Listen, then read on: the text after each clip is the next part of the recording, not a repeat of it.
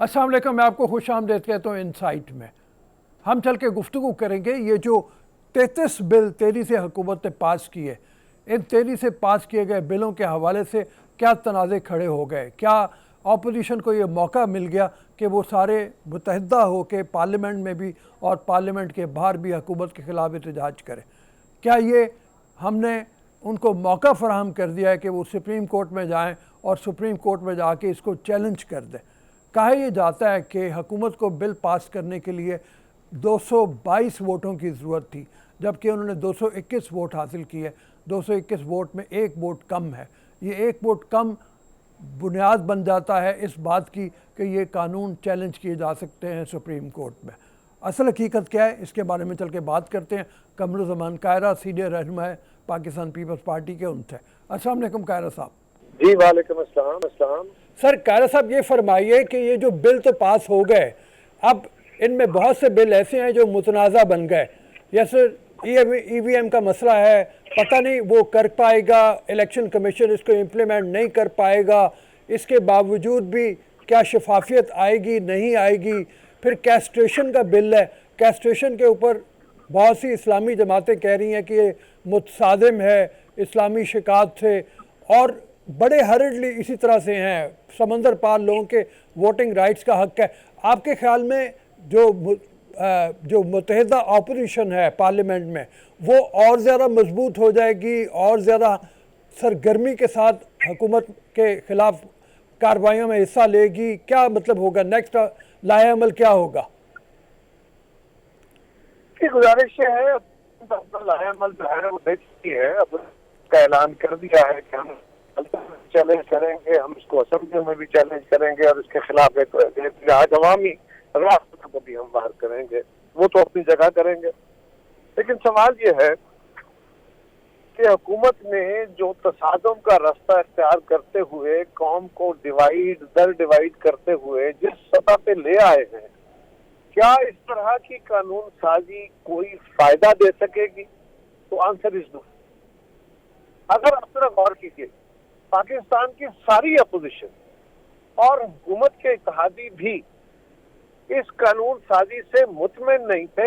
हम तो मुखालिफ थे ना, जो इत्तेहादी हैं वो इससे मुतमईन नहीं थे।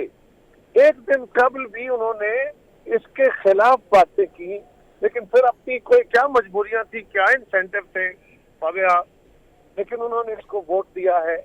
और ये 222 वोट, रिक्वायर्ड वोट 222 से एक वोट कम लेके आज हुकूमत अगर बिल पास करने के नारे लगा रही है, तो जिस तरह सेनेट के चेयरमैन का इलेक्शन हमसे छीना गया डाका मार के, ये वैसा ही काम है।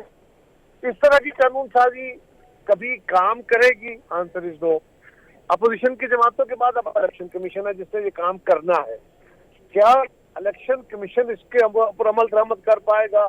इलेक्शन कमीशन कैटेगोरिकली इसके ऊपर अपनी इनएबिलिटी, अपनी नाकाबिलियत जाहिर कर चुका है, कह चुका है। ओवरसीज वोटिंग के ऊपर भी, इसके ऊपर भी जो पाकिस्तान के अंदर गवर्नमेंट ने बिल पास किया है, मैं बारहा इसका जिक्र कर चुका हूँ कि हुकूमत के पास ये इख्तियार नहीं है कि वो इलेक्शन से मुताबिक कानून साजी सिर्फ अपनी अददी बर्तरी की बुनियाद पे करे, क्योंकि इलेक्शन में सारी जमातें फरीक हैं, वो उसके स्टेक होल्डर हैं।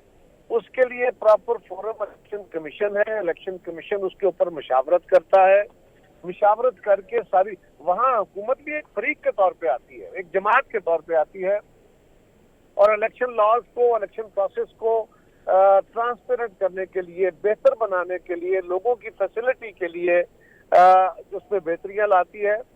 जब आप कानून साजी ही गलत तरीके से करेंगे और अपनी तरफ से हुकूमत कोई चीज इम्पोज करेगी इलेक्शन कमीशन पे और इलेक्शन कमीशन उसके लिए तैयार नहीं होगा, तो ऐसी कानून साजी वो लौट के वापस आ जाती है, उसका फायदा नहीं। और आखिरी गुजारिश ये है कि अगर आप ये कहें रेलवे को, रेलवे आपको कह रहा है कि हमारी कैपेसिटी नहीं है, हम गाड़ियां सिर्फ ट्रैक पे चला सकते हैं, आप कहते हैं नहीं मैग्नेटिक ट्रेन चलानी है। वो कहते हैं हमारे पास टेक्नीशियंस नहीं है, हमारा टेक्निकल नो हाउ नहीं है, हमारा इंफ्रास्ट्रक्चर नहीं है, और गवर्नमेंट कहती है नहीं, हमने कह रहे हैं हमारा कानून पास करना हमारा हक है, कानून तो पास हो गया, नहीं हुआ पर चले, गवर्नमेंट कह रही है कि पास हो गया, फर्द आर्गूमेंट से मान लीजिए, लेकिन उसके बाद क्या इस पे अमल दरामद हो सकेगा? Answer is no. क्या इससे कौम में यकजहती होगी? Answer is no.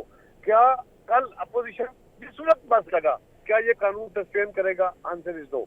हमारे जैसे मुल्कों में कानून मेजॉरिटी के साथ बनाने की तरह तो मौजूद है, वो उसका रूल तो मौजूद है, लेकिन हमने अपने दौर में और हमारे बाद कुछ कानून साजी मियां नवाज शरीफ साहब ने भी इत्तेफाक राय से की, खास तौर पे इलेक्शन के कवानीन और आइन साजी। इसके ऊपर इसलिए ये इत्तेफाक राय से किया गया ताकि बहुत ज्यादा डिवाइडेड ओपिनियन है और कोई फरीक इसको डिसऑन ना करे, सारे पाकिस्तान की तमाम जमातें इसको ऑन करें, कल इसके ऊपर कोई एतराज ना उठे। आज अगर मेरी जमात, बाकी जमातें आज कह रही हैं अपोजिशन की कि अगर कल इस, हम तो नहीं होने देंगे, लेकिन फर्ज करें कल इस कानून के तहत इलेक्शन कराया गया तो हम आज कह रहे हैं उस इलेक्शन को नहीं मानेंगे, इसका मतलब क्या है? जो आज मुतनाज़े है, जिसको आज इलेक्शन कमीशन कह रहा है, कल इलेक्शन कमीशन के सेक्रेटरी ने जो कमेटी को रिपोर्ट किया है, जिस तरह उन्होंने बातें की है, वो सारी कौम के सामने है। इसके बावजूद अगर डटाई है तो इसका मतलब सिवाय लड़ाई के, सिवाय फसाद के, सिवाय चीजों को और खराब करने के कोई बेहतरी का इम्कान कभी नहीं होगा। अच्छा, ये फरमाइए, जरदारी साहब का बड़ा जुबानी जुमला था जो उन्होंने कहा कि फायदा कोई और उठाएगा, ये और कौन है?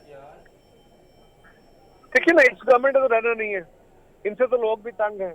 अब ये जो भी जवाब बना रहे हैं, कल ये इनके काम नहीं आएंगे। माजी हमारा इस बात का, जरदारी साहब ने अपने तजर्बे की बुनियाद पे कहा कि माजी में हमारे यहाँ हुकूमतों ने कई सारे कानून बनाए, जिस तरह नैब का कानून था, एहतसाब का कानून था, बनाया तो गया पीपल्स पार्टी के खिलाफ, इस्तेमाल किसके खिलाफ हुआ? हमारे पास वो भी रगड़े में आ गए जो बनाने वाले थे। इसी तरह और कई सारी कानून साजी है जो स्पेसिफिक मकासद के लिए बनाई जाती है, लेकिन उसके बाद जो बनाता है उसी के खिलाफ इस्तेमाल होती रही है। लिहाजा, और ये एक नेगेटिव कानून साजी है, इसका कभी फायदा इनको नहीं होगा। अच्छा, ये फरमाइए कि क्या अदालत में चैलेंज करेंगे आप? ये तो बात है कि मतलब कोर्ट में चैलेंज करेंगे, लेकिन क्या मैंडेट है कोर्ट का मुश्तरका पार्लियामेंट की जो बात हुई है वहाँ से बिल पास हुआ है उसको सुनने का? देखिए, इस मुल्क के अंदर अदालत के इख्तियार, वैसे तो बिल्कुल इसके ऊपर बहस होनी चाहिए कि अदालत का क्या इख्तियार है और क्या नहीं है, लेकिन ये तो कसरत राय है ना, और कसरत राय भी दुरुस्त नहीं है, क्योंकि 221 वोट्स जो कानून की रूह है ना, कानून जो बनाया गया था 1973 के आइन के बाद, जो जॉइंट सिटिंग के रूल्स बने थे, उसका रूल 10 जो है वो कहता है कि मुश्तरका जो ऐवान है उससे जो बिल पास होगा टोटल मेंबर्स की मेजॉरिटी से, वो सदर के पास असेंट के लिए जाएगा। अब ये टोटल नंबर ऑफ मेंबर्स जो होता है वो 342 कौमी असेंबली है, उसमें 10 सीटें भी खाली हो तो वो 342 कंसिडर होंगी, वो 332 नहीं कंसिडर होंगी। तो total number of both the houses के मेजॉरिटी, और मेजॉरिटी होती है 50% प्लस 1, और यहाँ 50% 221 था और प्लस 1 222 है। 222 वोट इनके पास नहीं थे। इसके बावजूद अदालत में जाके इसको एजिटेट करना है, अदालत क्यों नहीं सुनेगी?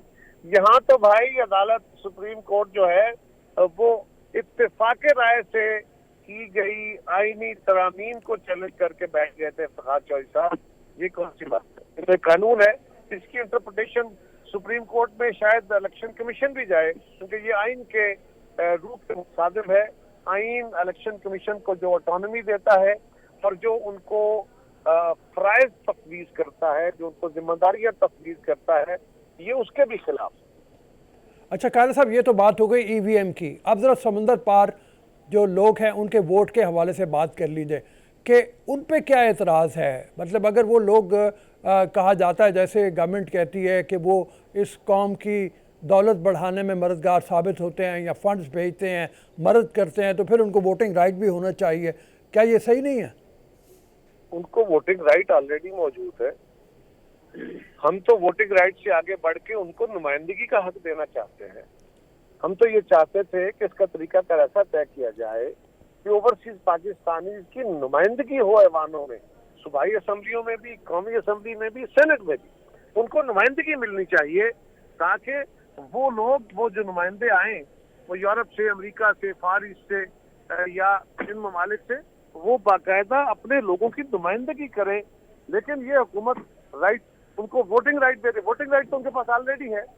जो भी मेंबरान, जो भी ओवरसीज पाकिस्तानी कम्युनिटी के लोग पाकिस्तान आते हैं, उनको राइट टू वोट तो ऑलरेडी मौजूद है।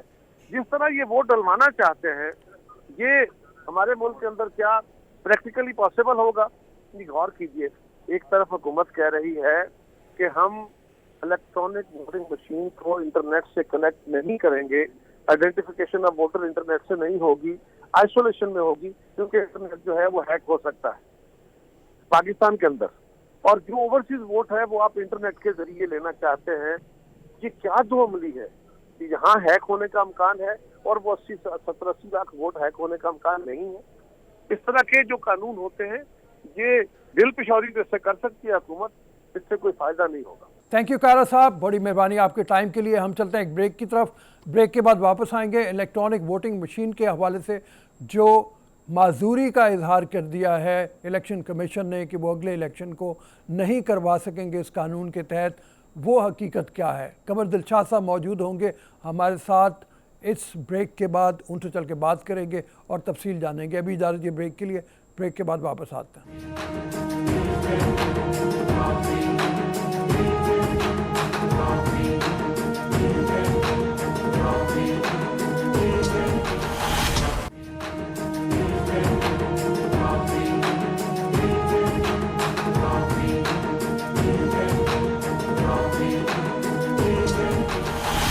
पार्लियामेंट के मुश्तरका सेशन से कामयाबी के बाद अगरचे हुकूमत कामयाब हो गई बिल पास करवाने में, लेकिन एक और नई बहस छिड़ गई है, और वो बहस ये है कि क्या इलेक्ट्रॉनिक वोटिंग मशीन को election commission of Pakistan next होने वाले इलेक्शन में अमल दरामद उस पर करने के लिए इस काबिल भी है या नहीं है। जहाँ तक हमारी रिपोर्ट है उसके तहत ये है कि उन्होंने माजूरी का इजहार किया है। उन्होंने कहा कि नेक्स्ट इलेक्शन में हम इसके ऊपर अमल दरामद नहीं कर सकते। अगर अमल दरामद नहीं कर सकते तो हुकूमत को इस जल्दी की ज़रूरत क्या है? क्या ये बात खुद इलेक्शन कमीशन पर नहीं छोड़ी जा सकती थी? उनको एक सजेशन दे के कि इलेक्ट्रॉनिक वोटिंग मशीन के ऊपर वो काम करें और फिर हुकूमत को ये बताएं कि इसके ऊपर कितनी तेज़ी से अमल दरामद हो सकता है। क्या इस मामले में यही होगा कि जो जरदारी साहब कहते हैं कि हुकूमत ने बिल तो पास करवा लिया लेकिन इसका फ़ायदा कोई और उठाएगा? हम इस गुफ्तगू को यहाँ पे कमर दिलशाद साहब के पास लेके जाते हैं और ये कहते हैं कि इलेक्शन कमीशन की माजूरी क्या है, वो क्यों अगले इलेक्शन में इस पर अमल दरामद नहीं कर सकती, इस पर कितने साल लगेंगे उनको अमल दरामद करने के लिए, और ये भी कि क्या ये बेहतर ना हो कि इलेक्ट्रॉनिक वोटिंग मशीन को पहले चंद हलकों में या चंद बड़े शहरों में इससे इलेक्शन करवाया जाए और फिर उसके बाद पूरे मुल्क में इसको इम्प्लीमेंट किया जाए, बजाय इसके कि बहुत बड़ा क्यास पैदा किया जाए। चलते हैं कमर दिलशाद साहब की तरफ। अस्सलाम वालेकुम जनाब कमर साहब। वालेकुम सलाम। सर, आज इलेक्शन कमीशन ने तो अपनी माजूरी जाहिर कर दी और उन्होंने कह दिया कि नेक्स्ट इलेक्शन हम इस कानून के तहत नहीं करवा सकते। आप ये फरमाइए कि ये कब तक मुमकिन होगा फिर इस बिल के ऊपर अमल दरामद होना पूरे तौर पे? हिंदुस्तान ने तो, जैसे आप पहले भी फरमा चुके हैं, हमें बताते रहते हैं, आप गाइड करते रहते हैं, 25 साल लग गए उनको पूरे मुल्क में इम्प्लीमेंट करते हुए। हम एकदम से कैसे इम्प्लीमेंट कर लेंगे? देखा जी, असूली तौर पर ये एक बहुत खुश आइंद कदम है हुकूमत पाकिस्तान का कि इलेक्ट्रॉनिक वोटिंग मशीन का वो चाहते हैं कि आइंदा इंतखाबात में इस्तेमाल किया जाए। लेकिन हुकूमत पाकिस्तान ने या वज़ीर आज़म साहब ने या वज़ीरा ने इसके ऊपर सही मायनों में उस पर जो उसका तरीक़ेकार है उसको नहीं अपनाया। उनका आसान तरीका ये था कि वज़ीर आज़म ऑफिस से एक कंसेप्ट नोट जाता इलेक्शन कमीशन पाकिस्तान को, जी कि जनाब हमारे सारे इंतखाबात जो है वो आपको एक शिकायत कुंदा हो जाती है या लोग उसको तस्लीम नहीं करते, मुतनाज़ा करार दिए जाते हैं तमाम इलेक्शन जब से हुए हैं 70 से लेकर अब तक। तो आप हमें कोई रास्ता बताएं, कोई तरीका बताएं, कैसा तरीका इख्तियार करें जिससे आइंदा इंतखाबात शफाफ हो जाए। तो फिर आपने हमको तरीका बताएं, वे आउट बताएं। तो फिर इलेक्शन कमीशन पाकिस्तान खुद ही कहता कि जनाब इलेक्ट्रॉनिक वोटिंग मशीन का इस्तेमाल कर लें और इससे बेहतर निज़ाम जो है ये दुनिया में नहीं है। तो ये सारा सिस्टम ऑटोमेटिक इलेक्शन कमीशन के पास आ जाता اور الیکشن کمیشن پاکستان اپنا ایک خوبصورت کنسپٹ لیٹر بنا کے حکومت کو دیتا کہ جناب الیکٹرانک ووٹنگ مشین کے ذریعے کروا دیں. اس کے جو اخراجات ہیں تخمینہ یہ بعد میں طے کر لیں گے، لیکن بہرحال اس کنسپٹ میں یہ بنتا ہے الیکٹرانک ووٹ مشین. حکومت نے الیکشن کمیشن کو سائڈ لائن کر دیا، ایک طرف کر دیا، مذاکرات نہیں، مشاورت نہیں، اور ڈائریکٹ آرڈر جاری کر دیا کہ ہم حکم دیتے ہیں الیکشن کمیشن کو کہ آئندہ انتخابات الیکٹرانک ووٹنگ مشین پہ ہوگا، اور ہم نے بندوبست کر دیے ہیں.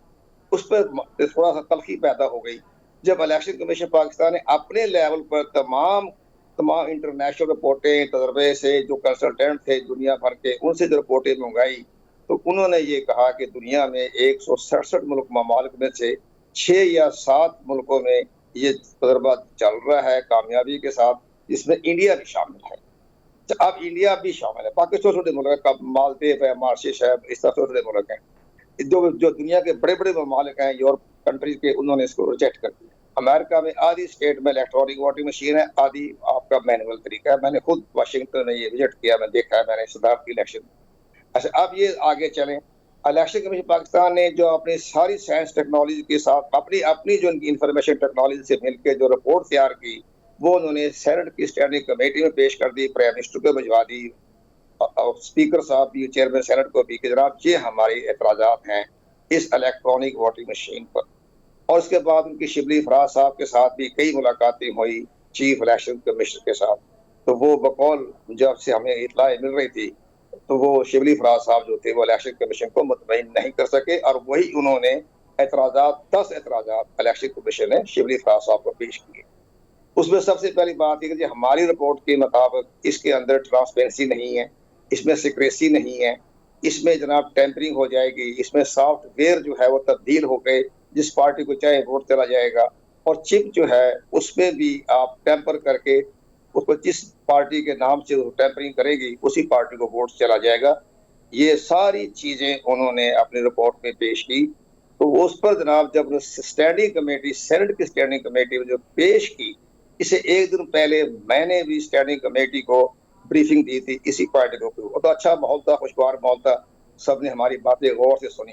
لیکن جو دوسرے دن الیکشن کمیشن آف پاکستان نے جو اپنا یہی پوائنٹ آف ویو پیش کیا رائٹنگ میں، میری تو اکثر پور تھی، وربلی تھی میری تو، لیکن جس وقت الیکشن کمیشن پاکستان میں رائٹنگ میں جو رپورٹ پیش کی تو وہاں ہمارے عالم سواتی صاحب آپے سے باہر ہو گئے، اور انہوں نے کہا جی میں تو الیکشن کمیشن کو نظر آتش کر دوں گا.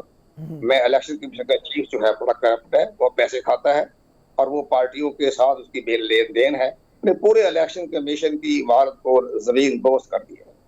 اب یہ بتائیے، آسان طریقہ یہ تھا، اتنا بڑی اسٹینڈنگ کمیٹی بیٹھی تھی، 26 سینیٹر بیٹھے ہوئے تھے، اس میں جناب یہ فیصلہ ہوتا ہے جناب ٹھیک ہے آپ کے اعتراضات ہم نے سن لیے، ہم اس پر ایک بہت بڑی ہائی پاورڈ انفارمیشن ٹیکنالوجی کے بھی، آئی ٹی منسٹری کے بھی، اور پی ٹی سی ایل کے بھی، اور اس کے بعد نسٹ کے بھی، اور جہاں جہاں بڑے بڑے جو پرائیویٹ کمپنیاں ہیں انٹرنیشنل لیول کی، ان کے سب کی ماہرین کی ایک ٹیم بنا کے آپ کی سربراہی بتا دیتے ہیں، اور وہ پھر ہمیں ایک ہفتے میں رپورٹ پیش کر دیں گے، پھر اب ہم غور و خوض کر لیں گے.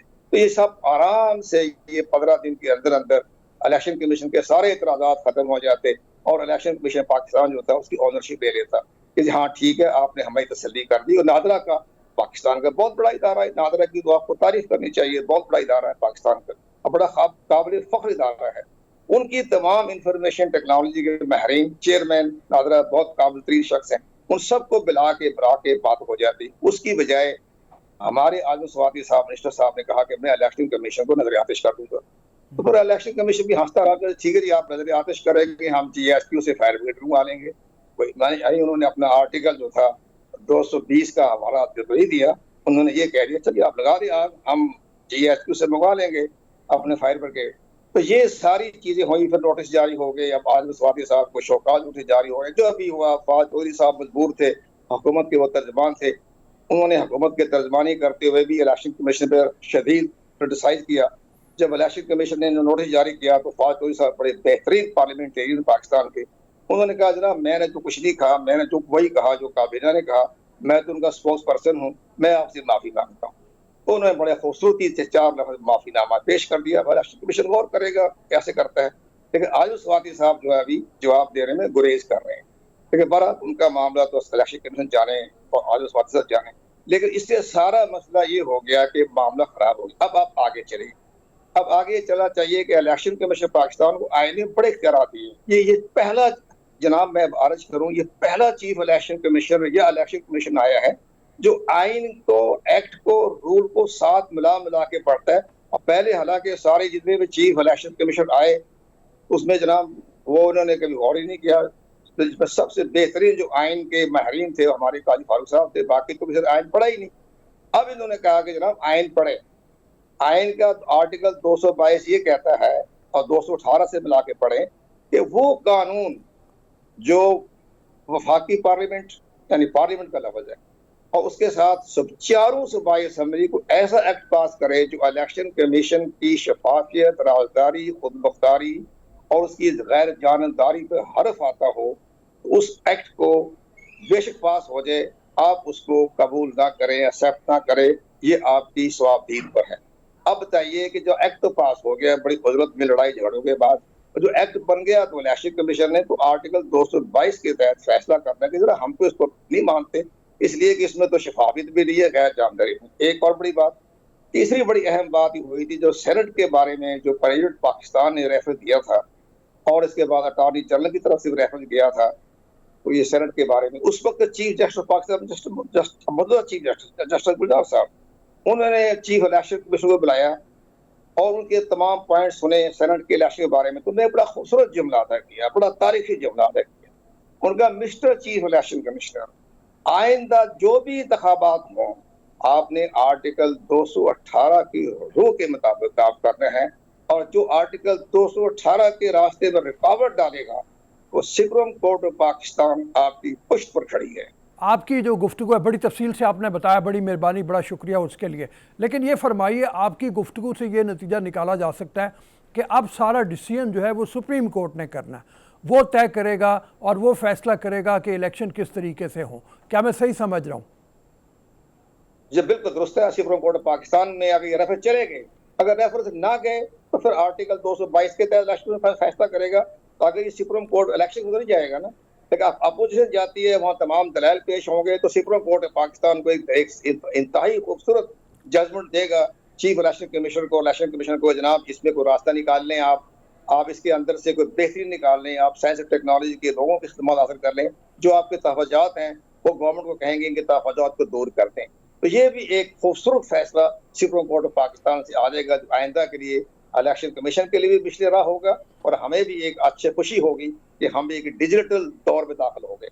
اچھا یہ فرمائیے کہ جس طرح سے یہ چیلنج ہو رہا ہے, کیا سمندر پار پاکستانی جو ہیں ان کو ووٹ دینے کا حق, یا جس طرح سے ان کے حق میں بل پاس کیا گیا ہے, یہ بھی چیلنج ہو سکے گا کیا؟ اس کے اوپر بھی تو اعتراضات بہت زیادہ ہیں. نہیں, ہماری تو خواہش ہے کہ جو ہمارے جو پاکستان کے سمندر پار پاکستانی ہیں ان کو ووٹ کا حق دیا جائے. ان کی خدمات بہت زیادہ ہیں, ان کی خدمات کا اعتراف کرتے ہوئے وہ جو خواہش کا اظہار کر رہے ہیں کہ ہمیں ووٹ کی تبدیل دیا جائے, حق دیا ہے, تو خوشی محسوس کریں گے.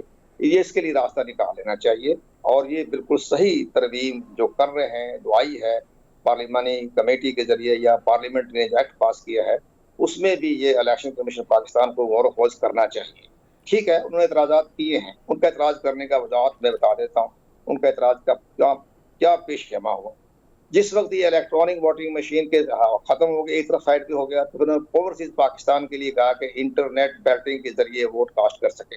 اس کے لیے ہماری جو انفارمیشن ٹیکنالوجی کی منسٹری ہے جس کے امین الحق صاحب منسٹر ہیں, اور سائنس ٹیکنالوجی کی جس کے شبلی فراز صاحب ہیں, میں شبلی صاحب بیسٹ آدمی ہیں, بڑے خوبصورت بات کرتے ہیں, الیکشن کمیشن کو سپورٹ کرتے ہیں وہ. تو شبلی فراز صاحب نے اس کا انہوں نے باہر سے اسپین سے ایک کنسلٹنٹ بلایا. اس کنسلٹنسی کی فیس انفارمیشن ٹیکنالوجی نے ادا کی. اس نے 6 ہفتے کی انفارمیشن ٹیکنالوجی کے بعد انہوں نے جو اپنی رپورٹ پیش کی, اس میں یہ کہا کہ پاکستان کے موجودہ حالات کو دیکھتے ہوئے اس میں سب سے بڑی اہم بات یہ ہے کہ انٹرنیٹ کے ووٹنگ بیلٹ کریں گے, جب آپ بیلٹنگ کریں گے اوورسیز پاکستانی کے لیے, اس کو ہائیک ہونے کا بڑا خطرہ ہے. 90% لفظ ہے 90% ہائیک ہو جائے گی تو سارا سسٹم فلاپ ہو جائے گا. نمبر 2, اس میں شفافیت نہیں ہے, اس میں رازداری اس لیے نہیں ہے, اس کا انٹرنیٹ کے ساتھ جو کنیکشن کیا جائے گا وہ ہوگا نادرا کے ساتھ. تو نادرا کو یہ معلوم ہو جائے گا کہ کس نے کس پارٹی کو ووٹ دیا ہے, تو یہ رازداری نہیں رہے گی. اچھا یہ فرمائیے آپ کی جو سجیشن ہے اس کے تحت یہ ہے کہ پہلے چند شہروں میں الیکٹرانک ووٹنگ مشین کے ذریعے الیکشن کروا لیا جائے اگر اتنا ہی زیادہ ضروری ہے کروانا، اور پھر اس کو پورے ملک میں امپلیمنٹ کیا جائے. یہ آپ سمجھتے ہیں امپلیمنٹیبل ہے یہ طریقہ کار اگر اپنایا جائے؟ بالکل جناب، یہ پریکٹیکیبل ہے. انڈیا نے جب کرالا اسٹیٹ سے شروع کیا، میں بتاتا ہوں کہ انڈیا نے تو بڑا کام کیا نا. انڈیا نے سب سے پہلے 1980 میں کرالا اسٹیٹ انڈیا کی سب سے بڑی ترقی یافتہ اسٹیٹ ہے، 100% لٹریسی. بہت اسٹیٹ ہے. اس میں جناب سارے کام کرالے سے ہی ہوتے ہیں، اس میں انڈیا میں اتنے بھی کام ہوتے ہیں. تو کرالا کے پہلی دفعہ 1980 میں 50 پولنگ بوتھ پر الیکٹرانک ووٹنگ مشین کا تجربہ کیا گیا. پولنگ بوتھ، پولنگ اسٹیشن نہیں، پولنگ بوتھ پر انہوں نے تجربہ کیا. تو اس پہ ایک صاحب جو کھڑے ہوئے تھے کانگریس کے، وہ ہار گئے الیکشن میں. الیکٹرانک 50 پولنگ بوتھ پہ ہار گئے. وہ ہار گیا جائے تو وہاں سے بڑا مقابلہ سخت ہوتا ہے. وہ چلے گئے ہائی کورٹ میں، کرالا کی ہائی کورٹ میں.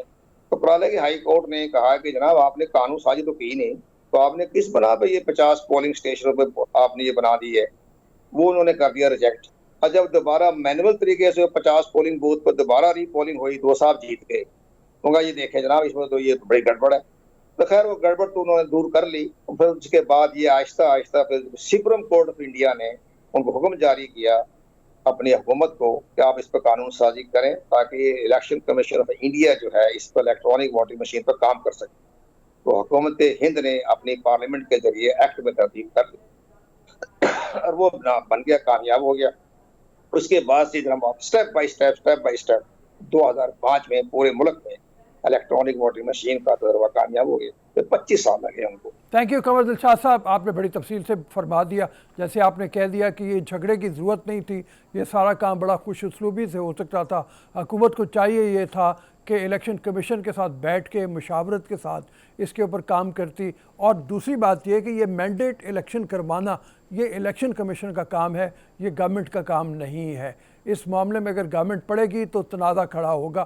اور دوسری بات یہ کہ یہ تنازع اب جو کھڑا ہو گیا ہے اس کا فیصلہ سپریم کورٹ نے کرنا ہے. سپریم کورٹ کیا ڈیسیژن لے گا یہ تو آنے والا وقت ہی بتائے گا. لیکن ہم یہ چاہیں گے، یہ خواہش کا اظہار کریں گے کہ جو بھی حل نکلے وہ اچھا ہو اور اس میں بڑا تنازع ایک اور نہ پیدا ہو جائے. ابھی اجازت دیجیے بریک کے لیے، بریک کے بعد واپس آئیں گے اور ہم بات کریں گے کیمیکلی کیسٹریٹ کرنے کے بارے میں، جو مجرموں کے بارے میں بل پیش کیا گیا اور پاس ہو گیا. اس کے بارے میں ہم بات کریں گے ایک چھوٹی سی بریک کے بعد. ابھی اجازت دیجیے بریک کے لیے.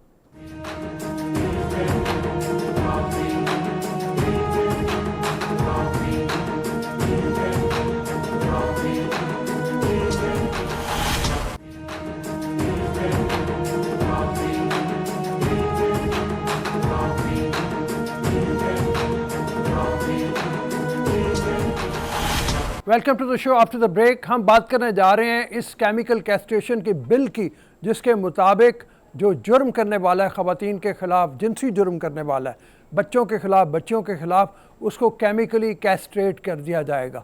یہ بل پاس تو ہو گیا لیکن بعض حوالوں سے یہ بل متنازع ہے اور اس کے اوپر دو طرح کے تنازع اٹھتے ہیں. ایک تو یہ کہ یہ بل کچھ اسلامی شرائط سے، اسلامی اقدار کے منافی ہے، اس سے متصادم ہے. اور دوسری بات یہ کہ کیا اس پہ امپلیمنٹیشن کے ساتھ معاشرے سے اس طرح کے جرائم کا خاتمہ ہو پائے گا یا نہیں ہو پائے گا. اس حوالے سے بات کرتے ہیں. فاطمہ اقبال ہمارے ساتھ موجود ہیں، ممبر ہیں national commission for women on human rights. ان سے چل کے بات کرتے ہیں. السلام علیکم فاطمہ. وعلیکم السلام سر. یہ ذرا فرمائیے کہ یہ بل تو پاس ہو گیا کیمیکل کیسٹریشن کا، اس حوالے سے فرمائیے کہ کیا اس کے بعد آپ کو لگتا ہے کہ زیادتی کے جو واقعات ہوتے ہیں ان میں کوئی تدارک ہو جائے گا، کوئی کمی آئے گی؟ کیونکہ جو ذہنی طور پہ معذور آدمی ہے، جو ذہنی طور پہ مفلوج ہے، وہ اس طرح کی زیادتیاں کرتا ہے، کیا وہ باز رہ سکے گا؟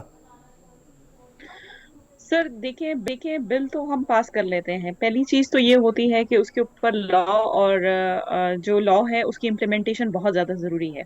اور دوسری چیز یہ ہے کہ تدارک تب ہوگا کہ جب ہم اس کی امپلیمنٹیشن کے اوپر زور دیں گے، اور ہونا تو بہت زیادہ ضروری ہے کہ اگر ہم اس کی امپلیمنٹیشن کے اوپر زور دیں اور اس قسم کے قوانین جب تک عمل درآمد نہیں ہوگی تب تک لوگوں کے اندر وہ خوف پیدا نہیں ہوگا، وہ ان کے اندر وہ ڈر نہیں ہوگا قانون کا جب تک، تب تک یہ چیزیں جو ہیں وہ رکیں گی نہیں. جو وحشیت اور بربریت ہمارے معاشرے کے اندر ہے، جو تشدد کا جو ماحول خواتین کے خلاف ہے، جو خاص کر یہ ریپ کے کیسز ہوتے ہیں، ہراسمنٹ کے کیسز ہوتے ہیں، جب تک اس میں قانون مضبوط نہیں ہوگا، جب تک اس میں کوئی اسٹرانگ جو ہے وہ سٹیپس نہیں لیے جائیں گے یا اسٹرانگ ڈیسیجنز نہیں کیے جائیں گے، تب تک جو ہے وہ لوگوں میں اس کا، جب تک اس کا ڈر نہیں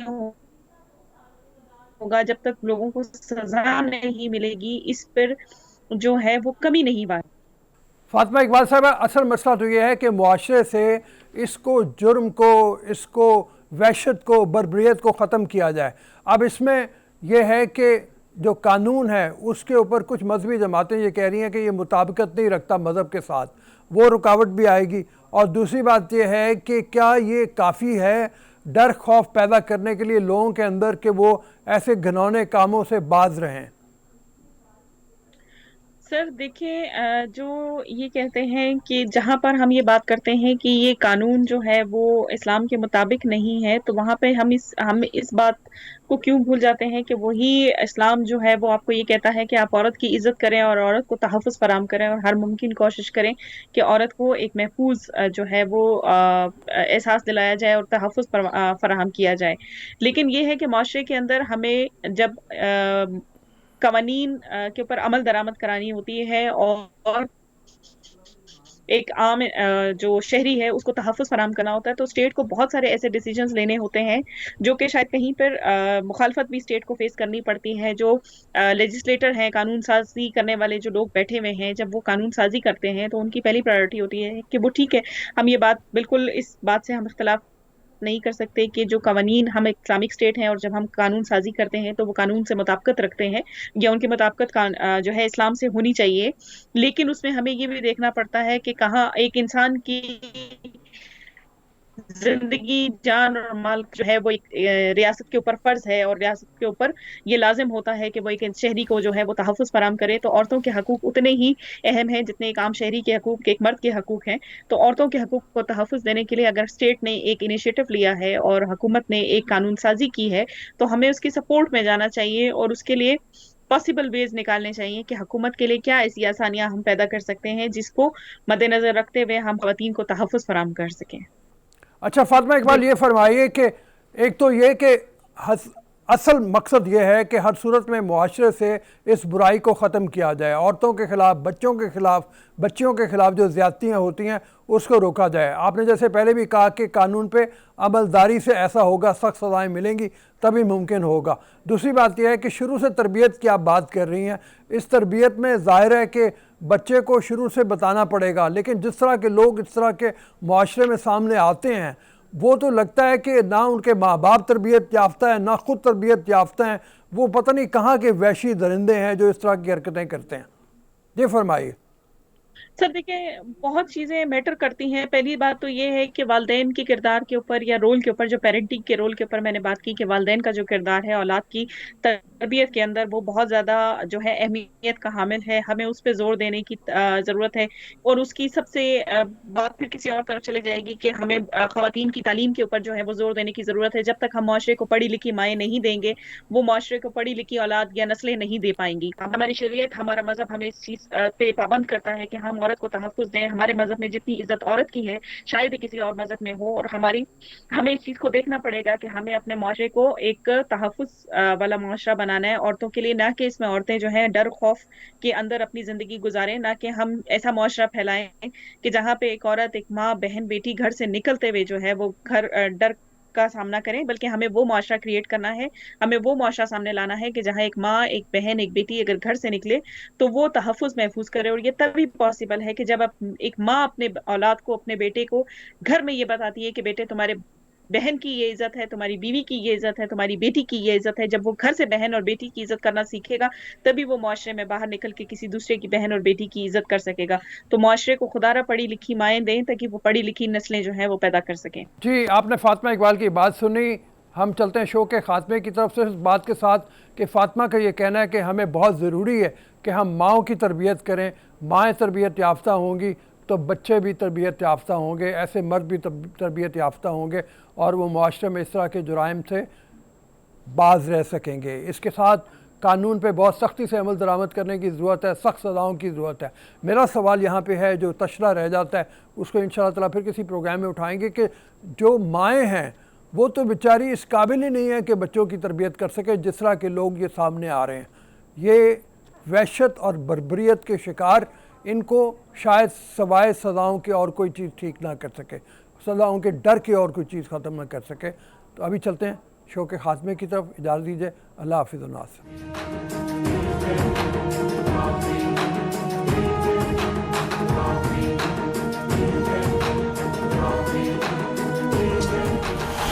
फातिमा इकबाल साहब, असल मसला तो ये है कि मुआशरे से इसको, जुर्म को, इसको वहशत को, बर्बरियत को ख़त्म किया जाए।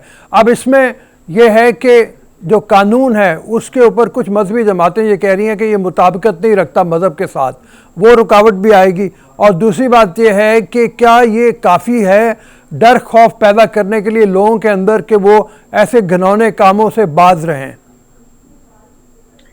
सर देखिए, जो ये कहते हैं कि जहाँ पर हम ये बात करते हैं कि ये कानून जो है वो इस्लाम के मुताबिक नहीं है, तो वहाँ पे हम इस बात को क्यों भूल जाते हैं कि वही इस्लाम जो है वो आपको ये कहता है कि आप औरत की इज्जत करें और औरत को तहफ़्फ़ुज़ फराहम करें और हर मुमकिन कोशिश करें कि औरत को एक महफूज जो है वो एहसास दिलाया जाए और तहफ़्फ़ुज़ फराहम किया जाए।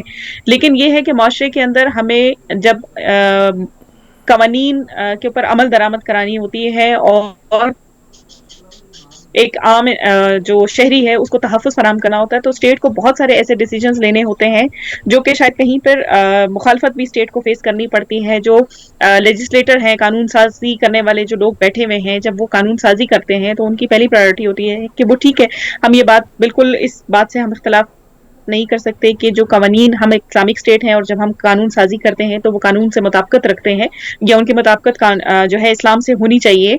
लेकिन उसमें हमें ये भी देखना पड़ता है कि कहाँ एक इंसान की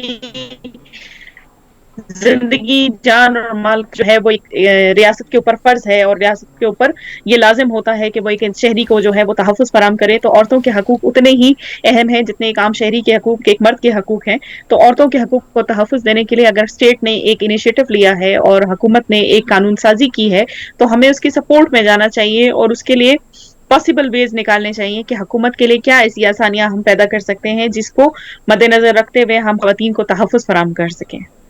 अच्छा फातिमा इकबाल, ये फरमाइए कि एक तो ये कि असल मकसद ये है कि हर सूरत में मुआशरे से इस बुराई को ख़त्म किया जाए, औरतों के ख़िलाफ़, बच्चों के ख़िलाफ़, बच्चियों के ख़िलाफ़ जो ज़्यादतियाँ होती हैं उसको रोका जाए। आपने जैसे पहले भी कहा कि कानून पे अमलदारी से ऐसा होगा, सख्त सज़ाएँ मिलेंगी तभी मुमकिन होगा। दूसरी बात यह है कि शुरू से तरबियत की आप बात कर रही हैं, इस तरबियत में ज़ाहिर है कि बच्चे को शुरू से बताना पड़ेगा, लेकिन जिस तरह के लोग इस तरह के मुआशरे में सामने आते हैं वो तो लगता है कि ना उनके माँ बाप तरबियत याफ्ता है, ना खुद तरबियत याफ्ता हैं, वो पता नहीं कहाँ के वहशी दरिंदे हैं जो इस तरह की हरकतें करते हैं। ये फरमाइए। सर देखिए, बहुत चीज़ें मैटर करती हैं। पहली बात तो ये है कि वालिदैन के किरदार के ऊपर या रोल के ऊपर, जो पेरेंटिंग के रोल के ऊपर मैंने बात की कि वालिदैन का जो किरदार है औलाद की तरबियत के अंदर वो बहुत ज़्यादा जो है अहमियत का हामिल है। हमें उस पर जोर देने की ज़रूरत है और उसकी सबसे बात फिर किसी और तरफ चले जाएगी कि हमें ख़वातीन की तालीम के ऊपर जो है वो जोर देने की ज़रूरत है। जब तक हम माशरे को पढ़ी लिखी माएँ नहीं देंगे, वो माशरे को पढ़ी लिखी औलाद या नस्लें नहीं दे पाएंगी। हमारी शरीयत, हमारा मज़हब हमें इस चीज़ पे पाबंद करता है कि हम औरत को तहफ़्फ़ुज़ दें। हमारे मज़हब में जितनी इज्जत औरत की है शायद ही किसी और मज़हब में हो, और हमें इस चीज़ को देखना पड़ेगा कि हमें अपने माशरे को एक तहफ़्फ़ुज़ वाला माशरा बनाना है औरतों के लिए, ना कि इसमें औरतें जो हैं डर खौफ के अंदर अपनी ज़िंदगी गुजारें, ना कि हम ऐसा माशरा फैलाएं कि जहाँ पे एक औरत, एक माँ, बहन, बेटी घर से निकलते हुए जो है वो घर डर का सामना करें। बल्कि हमें वो माशरा क्रिएट करना है, हमें वो माशरा सामने लाना है कि जहाँ एक माँ, एक बहन, एक बेटी अगर घर से निकले तो वो तहफ़्फ़ुज़ महफूज करे। और ये तभी पॉसिबल है कि जब एक माँ अपने औलाद को, अपने बेटे को घर में ये बताती है कि बेटे तुम्हारे बहन की ये इज्जत है, तुम्हारी बीवी की ये इज्जत है, तुम्हारी बेटी की ये इज्जत है। जब वो घर से बहन और बेटी की इज्जत करना सीखेगा तभी वो माशरे में बाहर निकल के किसी दूसरे की बहन और बेटी की इज्जत कर सकेगा।